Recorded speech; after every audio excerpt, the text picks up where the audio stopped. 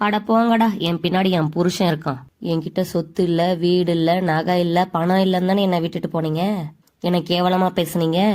அதை விட பெரிய சொத்து, விலை கொடுத்தாலும் வாங்க முடியாத சொத்து, என் புருஷன் என் பின்னாடி இருக்கான். இதெல்லாம் இல்லைன்னு சொல்லி என்ன கேவலமா பேசுனீங்களோ, அதெல்லாம் கண்டிப்பா அவன் எனக்கு செய்வான். என்ன கொஞ்சம் லேட் ஆகும், அவ்வளவுதான். என்கிட்ட இல்லாத செல்வம் உங்ககிட்ட இருக்கலாம், ஆனா உங்ககிட்ட அன்பாவும் பாசமாவும் அரவணைப்பாவும் இருக்க ஒரு வாழ்க்கை துணை இல்ல. இத நான் குத்தி காட்ட பேசல. இங்க நிறைய பேர் எல்லாமே இருந்தோம், வாழ்க்கை துணை மட்டும் சரியா அமையாம எவ்வளவு கஷ்டப்படுறாங்க அப்படின்றத நீங்களே போய் கேட்டு பாருங்க. எனக்குன்னு எதுவுமே இல்லைனாலும் நான் வாழ்க்கையில ஜெயிச்சிட்டேன். ஆனா உங்களுக்குன்னு எல்லாம் இருந்தும் நீங்க வாழ்க்கையில தோத்துட்டீங்க.